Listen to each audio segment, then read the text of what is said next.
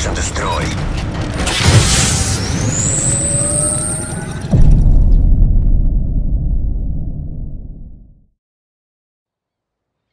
Hello everybody, this is Deathbringer and I'm back today with episode number 16 of the 1000+ show, and as promised to many of my friends, subscribers, fans, in the comments section on the last LMG video, they was asking for this LMG, the PKP Pecheneg, and you know, I'm going to produce the goods right here today and follow through with a beastly gameplay for you all. So I hope you enjoy this video and I hope you enjoy the commentary.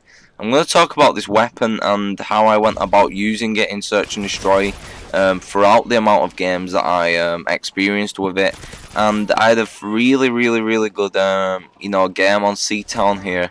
And you know, in the beginning rounds I do rush with it, and I kind of don't use it like an LMG. I kind of use it as if it were a submachine gun, and I kind of used it like this, you know. Because it's got great accuracy, it's got great power, and it's got great fire rate, so it's kind of, you know, got similarities. And you know, for rushing, it's got good rushing capabilities, this weapon, apart from the fact that you can't run very fast with LMGs, obviously.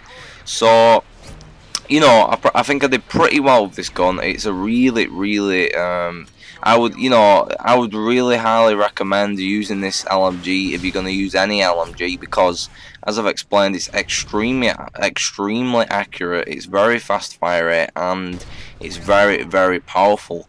The only downfall on this LMG compared to the other LMGs, I would say, is the reload time. That absolutely takes the mick, you know, like it takes a good 10 seconds to reload this weapon, whereas some of the other LMGs kind of, you just unclip the weapon and then you put another clip back in and then that's it. It's kind of like assault rifle speed, but just a little bit slower. But with this weapon, it's kind of a little bit harder to use like that. You know, so you need to use your bullets wisely. But as I said, with the good accuracy and the great power, you shouldn't have any problem with you know, you shouldn't really get round to reloading that often if you're playing a round of Search and Destroy. As you're going to see in this gameplay, I do go on to gather 17 kills, and I was playing the objective very well there. I saved the bomb by putting down a double Predator missile kill on them guys, but I couldn't quite finish off the job there. And that is how I suffer my 2 deaths in this game. You know, I get 17 kills, 2 deaths. And I suffer the 2 deaths by trying to defend the bomb and winning the round, but it just doesn't happen. I think I get too close with this weapon, but you know, I used it effectively, and I think I got unlucky with a couple of deaths, especially that last death. I'm pretty sure I shot that guy and he just killed me, and it kind of happens again on the final, you know, the final death, the second death, and I was pretty annoyed about that, but at the same time I was like, what an absolute stunner of a game I've had so far. And in these beginning rounds, as you've been watching so far, I've kind of been just tearing them up with this weapon, and it's not, you know, it was really fun to use while playing on C-Town. It was just a really nice weapon. So then, you know, the PKP Pecheneg is, you know, like the most, you know, one of the most powerful LMGs to use, so this is why I kind of highly recommend it. And towards the end of this gameplay, you will notice that I kind of switch my tactics a bit, because I know I'm sort of getting closer and closer to the 1000 points. I start kind of using this weapon more like an LMG, more and more as this gameplay goes on. For example, you will see me go behind cover a lot more often during these middle rounds, and especially in the last round I actually do camp quite a bit. But you know, I wanted to keep all this stuff in because it's all part of using a light machine gun in Modern Warfare 3. You know, it's what you've got to do well in Search and Destroy with these weapons. You know, you've got to pick your routes, you've got to pick your times when you're going to move, and you've got to move effectively. You've also got to remember that I was competing against teammates for kills, which is kind of why I was rushing, you know, during the earlier rounds of this gameplay.